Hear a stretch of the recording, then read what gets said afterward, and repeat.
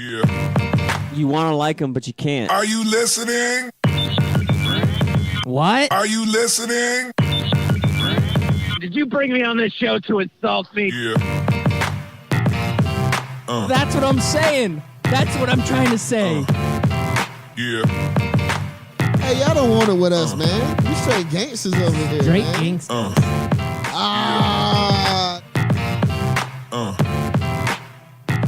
Yeah, welcome back. You're listening to Scout Team Sports. It is a beautiful Tuesday morning, and I am excited to be here. I am one of your gracious hosts. They call me Loudbeard. You are the most egotistical, self-deluded person I have ever met. And all of that is true. And the man on the other microphone is the greatest patriot I have ever met in my entire life. We know him as... America.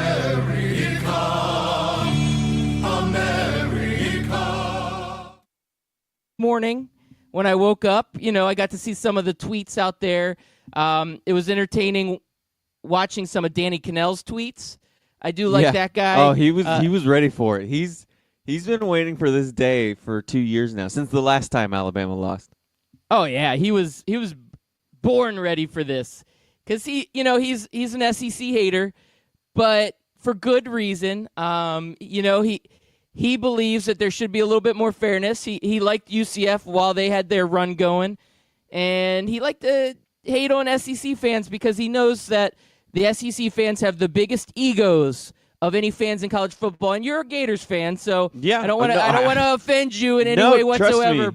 But the biggest egos. I've become the black sheep of the Gator family on Twitter. Most Gator fans do not like me because I'm not a delusional Gator homer who has to constantly find a positive spin to everything Florida and everything SEC. You've known me for about 3 years now, definitely 3 years at least. And you know me, I just tell it like it is, or at least the way I think I see it. Sometimes I'm wrong. A lot of times I'm wrong. Let's put it that way. But I'm at least going to be honest with what I think I see and what I know. I'm not going to skew it for my own homerism or for my own team. If my team sucks, I'm going to tell you that my team sucks. And if the conference that my team happens to play in sucks, okay, that's a little bit too far. SEC doesn't suck. They're just 11-12 in the last 2 years of bowl games. They've allowed so many points. You said the score surprised you. Only half of the score surprised me. We've seen Clemson. We've seen Oklahoma. We've seen Ohio State all put a lot of points on Alabama the last few years. Actually, since Saban's been there, I've said this before. If you want to beat Alabama, you're going to need a spread offense first, and then you're going to need an elite quarterback to run that spread offense. And then you can put up 30-plus points on Alabama easily. And that's what we saw last night. Trevor Lawrence, a freshman, that was the only thing keeping me from truly picking Clemson from winning this game, is because I don't trust freshmen to do what Trevor Lawrence did last night. And he was amazing, man. A lot of teams going to be tanking in the NFL a couple of years from now.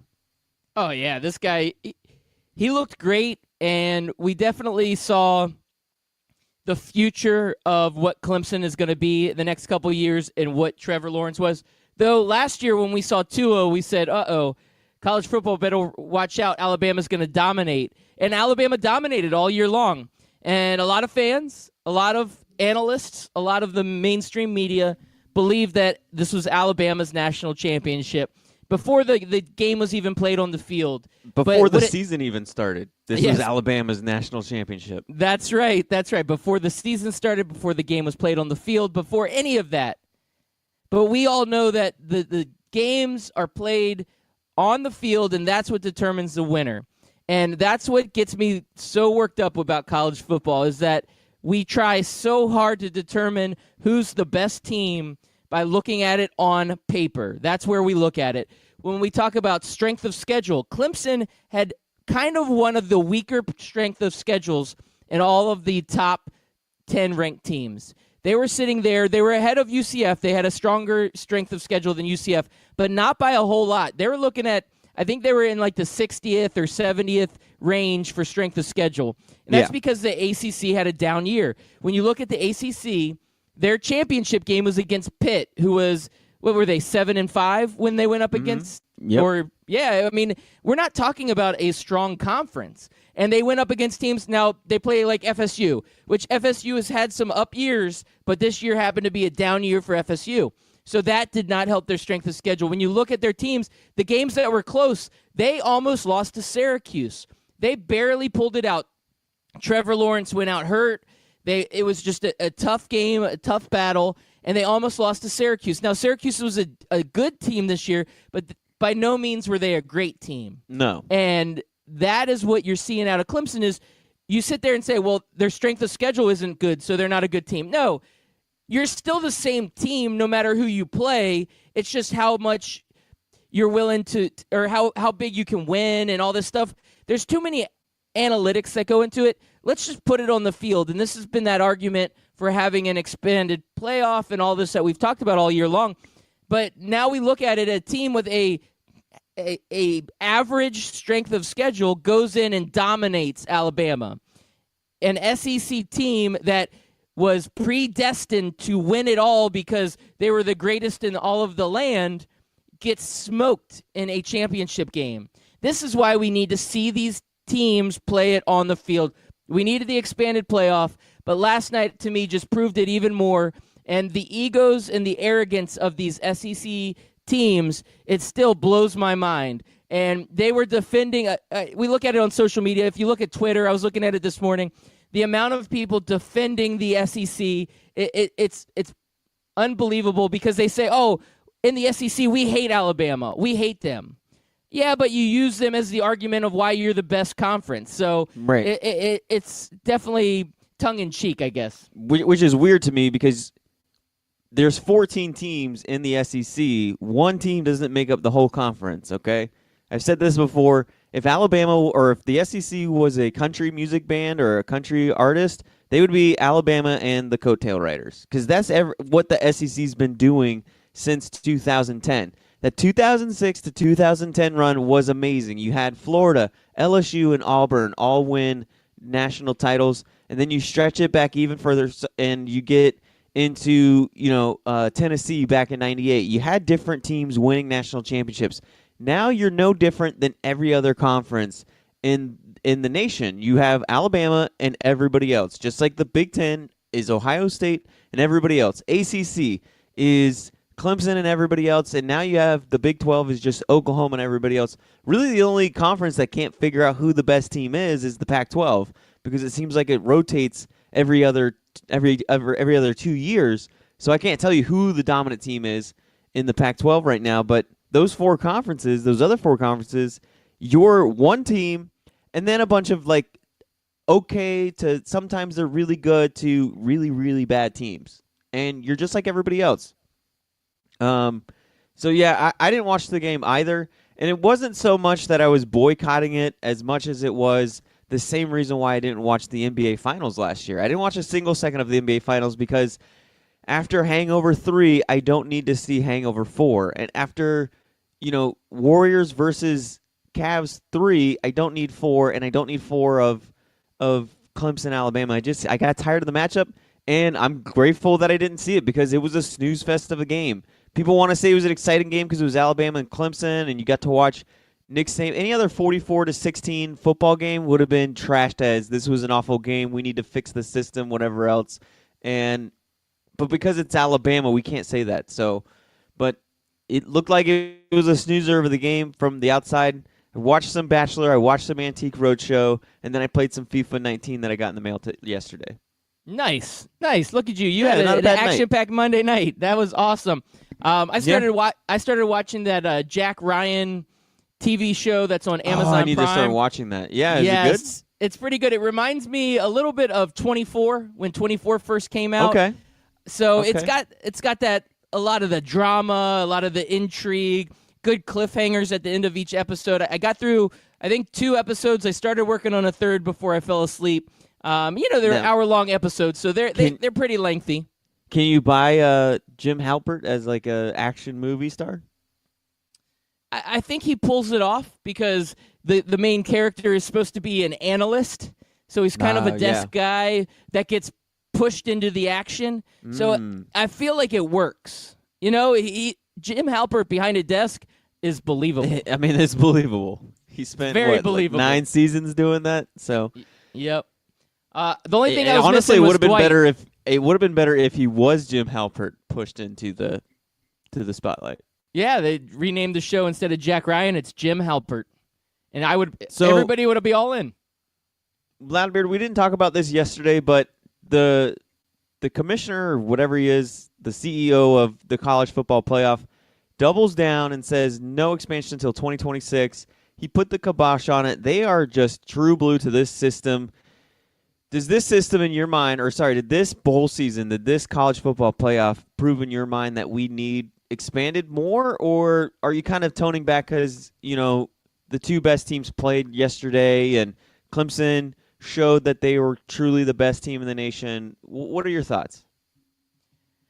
Well, I mean, I think inevitably there isn't going to be any change until 2026. This is one of those things where you've got too many powers to be that are too stubborn and not willing to look at the big picture and not willing to look at what exactly is really going on. Even though the fans want it, I would say the majority of fans, there's still some fans out there that are going to argue it. But people like Nick Saban comes out and he says, I don't want an expanded playoff.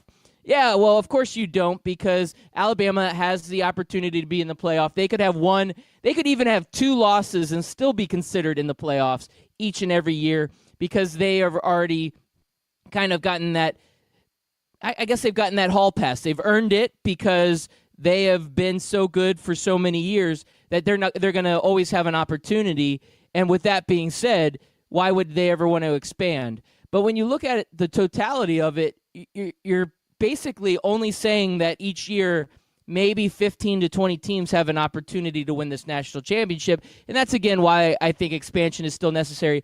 I believe in expansion. I actually have been a little bit turned off by college football this year. I think part of it is that elitist mindset, especially with a lot of the fans. Being a UCF fan, there's been a lot of kickback, the whole national championship thing. I mean, I see that and I hear that, and it's like nobody wants to give anybody else a shot. They're so concerned about somebody else being good and it taking away from their stardom or their fandom. I mean, it's unbelievable. It's been kind of a turnoff. I think college football fans are absolutely the worst, and it's been a turnoff. I'm actually excited that college football's over. I'm ready to start gearing up for NBA. Unlike you, I actually love the NBA playoffs. Yes, I don't like the Cavs Warriors season 5 that we had going back and forth, but I don't know why. I feel like the NBA is a lot more lighthearted and fun. Fans aren't so serious about it. Like, Warriors fans aren't like sending death threats to people because they claim themselves national champions. It's one of those things where I want something to be lighthearted. I like sports to be fun. I feel like I got too deep in the trenches, and it just got too ugly in the college football season this year. It just got too ugly, and it's just this resentment that somebody else could be better than your team and that you just lose it. I mean, I'll be honest with you, Chris America. I went on my cruise. I was watching the UCF game, and I have some family that's LSU. They're LSU fans, and we were all kind of just jawing back and forth, but it was all in good fun. So it's the second UCF loses, this guy in the back of the bar starts emerging with a Georgia hat on, and he starts like just talking so much trash. He's like, oh, ha, ha, ha, guess what? LSU's national champions. Look at that, UCF. And he's just out of nowhere, like for no reason at all, just started talking trash. So I got into it with him. And I had to get held back a little bit because I'm like, dude, who are you? It's not even your team playing. But because he's an SEC elitist, he wanted to get in there and try to get his digs in. Of course, I had a few beers in, and my team just lost. So you're running on that raw emotion. Right. 100% raw emotion. I'm like, dude, what is the point?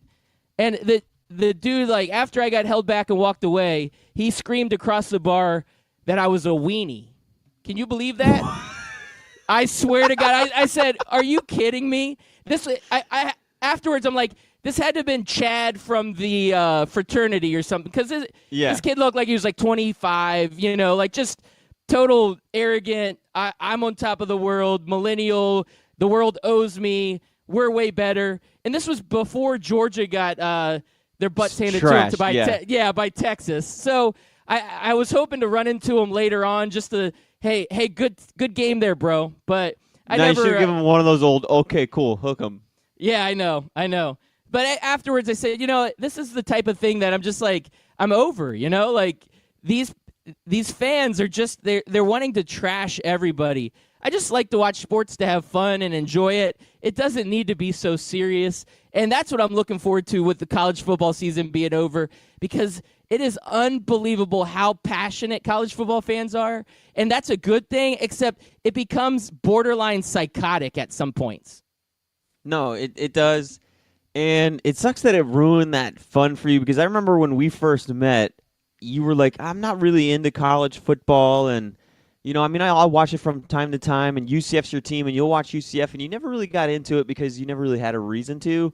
And then UCF went on that huge run, and you finally I guess you got to finally experience the politics and the garbage that comes with college football, and I think it left a bad taste in your mouth, and that's a shame, because I grew up a college football fan. College football has been my first love, and this whole college football playoff has kind of ruined it for me. I thought the BCS was sort of wearing on me, but when they took it out of the hands of just multiple, systems and multiple ways of finding ranking the teams, and just went to this 13-team committee where it just basically became The Bachelor all over again. It became a beauty pageant contest where we're just hand-selecting each team, and there's lots of politics and wheeling and dealing, and we're going to come up with different reasons as to how you make the playoff each and every year, and that's how we're going to decide a champion. Like, if you have to campaign to get into a playoff, what you have is not a playoff. It's politics. It's an invitational, and it sucks. And you mentioned the NBA playoffs. I don't mind the NBA. I actually like the NBA playoffs. And what the NBA playoffs does, and it's what every single playoff does, is it puts multiple teams. So even when you have a team like the Warriors and like the Cleveland Cavaliers, where that's where you're going to get to, right? That's what's going to be the end result. And if the NBA worked like college football, you would have no problems if the Warriors and the Rockets and the Cavaliers, and I don't know, throw in another team last year. I can't remember who the fourth team was, but you'd have no problems with those those four teams being selected, and then you'd get to the finals and you'd say, see, the system worked. But the thing about the NBA playoffs and every other playoffs is it puts the fifth seed versus the fourth seed and the third seed versus the sixth seed, and sometimes you get a lot of exciting series out of those games or between those two teams, and the NBA playoffs is fun. Sometimes you need that funness. Sometimes I don't care if the third seed and the sixth seed are going to win the NBA finals. When they play a 7-game series against each other and they go back and forth, the first round to me is some of the most fun basketball out of the whole entire season. Do you agree with that or no? Oh, absolutely. Like you said, the 3 versus the 6, the 4 versus the 5. I mean, when you've looked at it in years past, I mean, you get teams like Oklahoma City going up against the Portland Trail Blazers, or you get Indiana going up against Milwaukee, and you get these teams that are really battling, and you start to see some of the greatness of these young superstars emerge, and you get to see guys like Damian Lillard and Giannis, and I mean, that to me is where it gets really exciting, and that's what I look forward to. And it feels like the right winner is picked each year. At the very end, you don't typically say like, oh, this team didn't get a shot. It's a 7-game series, and everybody gets that opportunity. Half of the league is in the playoffs. Half of the league, yep. And 1 versus 8, every once in a while you get an 8 that either takes a 1 to the end or actually defeats the 1. Not very often.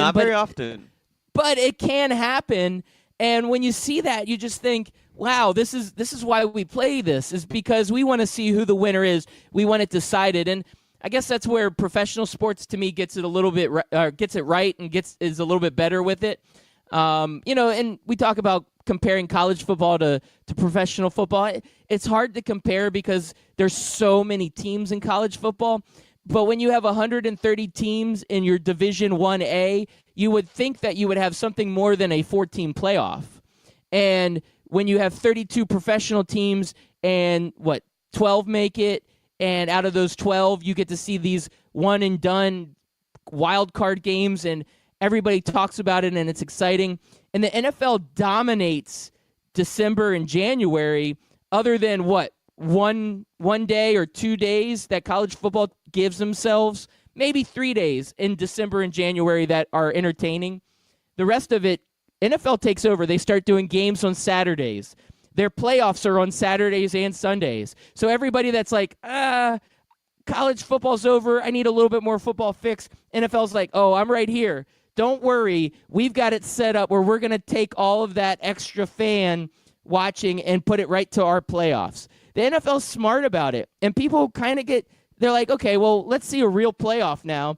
And the NFL ratings just start soaring. And that's why they're making bazillions of dollars, is because they know how to capture what the audience wants. And that's a real tournament that decides the real champion. At the end of the year, you never hear anybody saying, well, I don't think this team should have won the Super Bowl because they didn't get an opportunity to play because this other team was better. No, it's indisputable, the Super Bowl champion, 100% every year, indisputable. And that's what I love about the NFL. That's what I love about NBA basketball.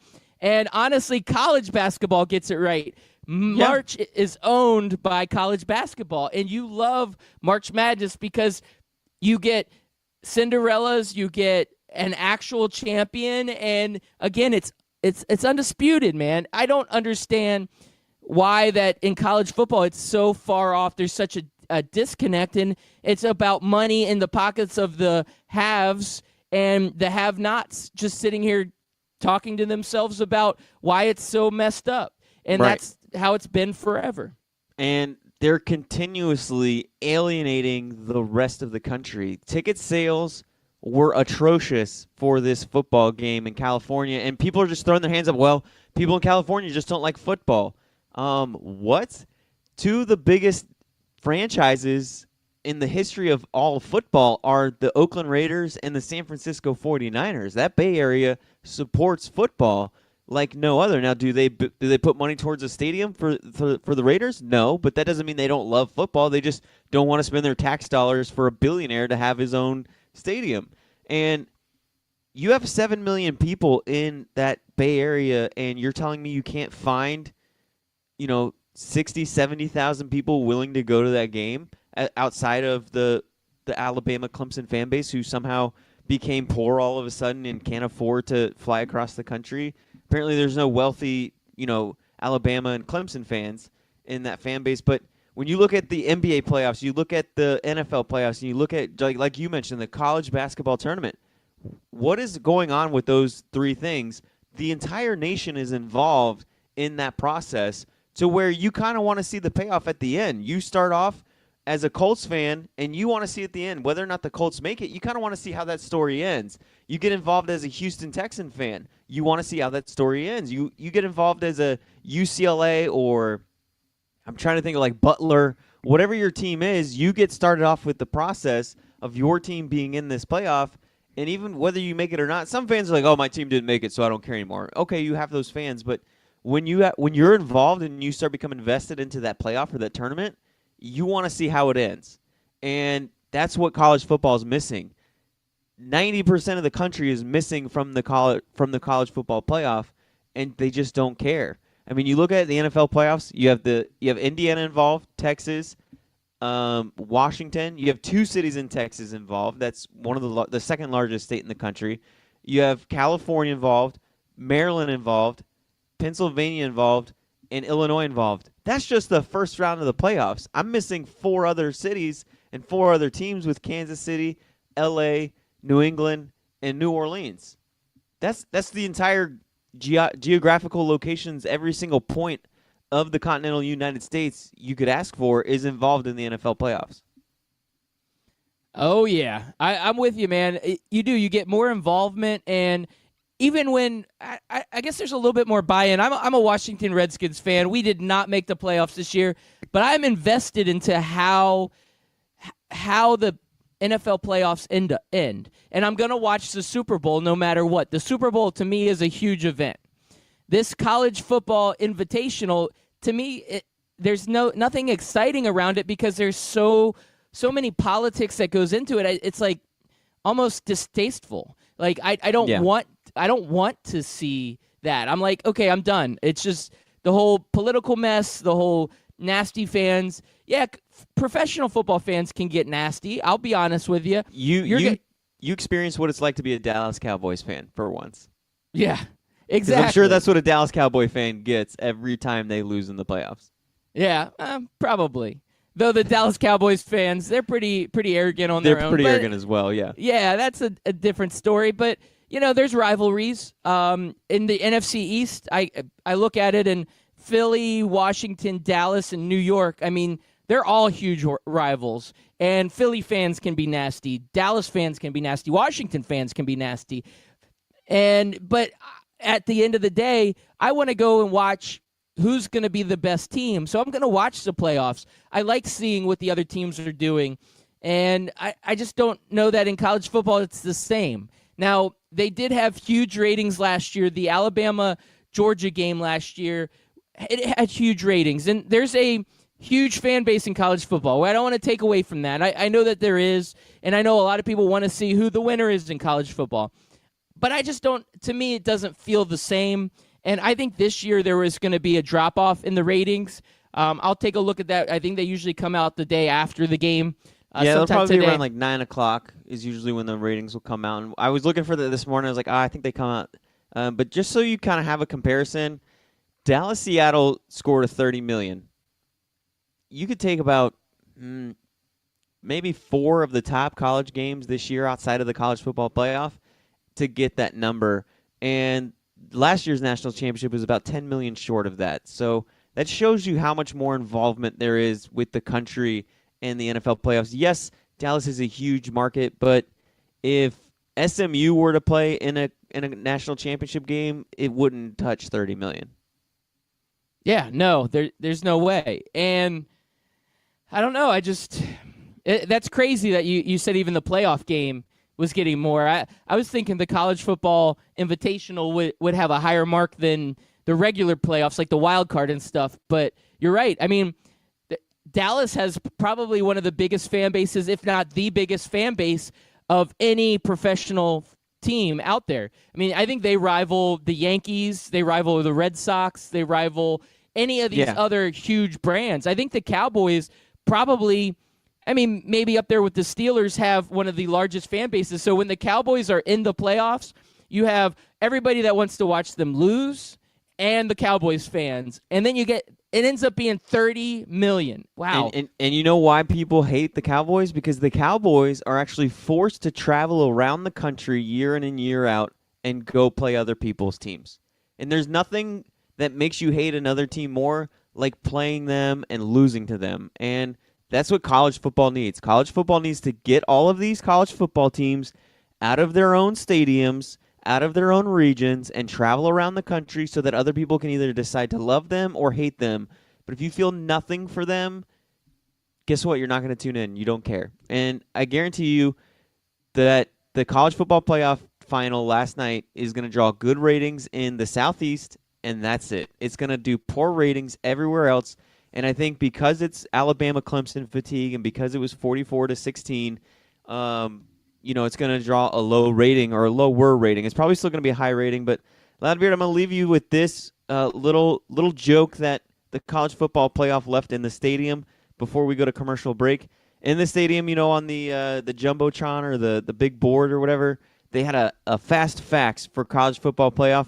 Every FBS team has equal access to the college football playoff based on its performance, with no team automatically qualified.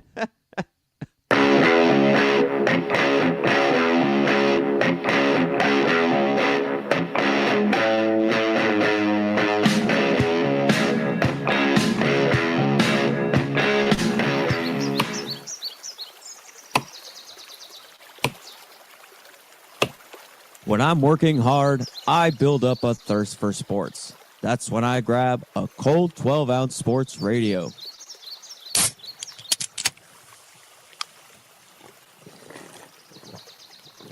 Ah, 12-ounce sports radio. Quench your sports thirst. Scout Team listeners and friends of the show, I've got something special for you. It looks like 12-ounce sports radio has done it again.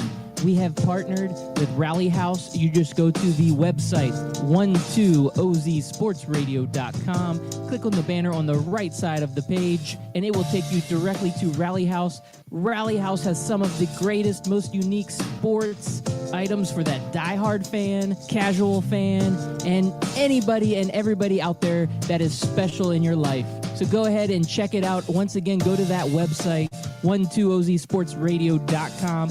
Click on the banner to the right of the page, and you will get taken to the best sports merchandise website on all of the interweb. Ring Central features all-in-one phone, messaging, video conferencing. It's easy to use with unparalleled security. Ring Central simplifies things so you can grow. Call Ring Central to speak with a representative about a price for your growing business at 877-779-3860. Again, that's 877-779-3860.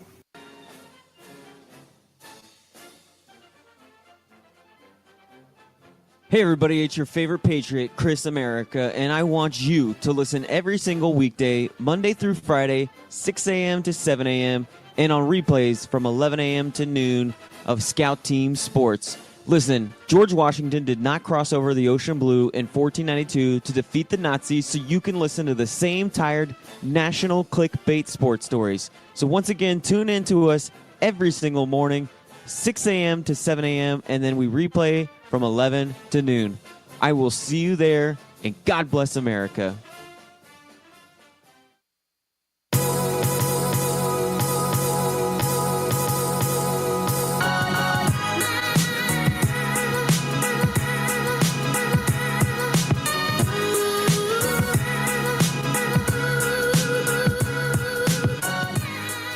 Yeah, welcome back. You have been listening to Scout Team Sports. I'm Loudbeard. He's Chris America. We're bringing it to you hot and live like we do each and every weekday, Monday through Friday, 6 a.m. to 7 a.m. on 12-ounce sports radio.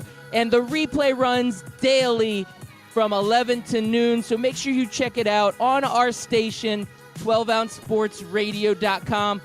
You can also listen to the station on TuneIn. And if you like what you hear and you want to catch old episodes or you're not able to catch the live show,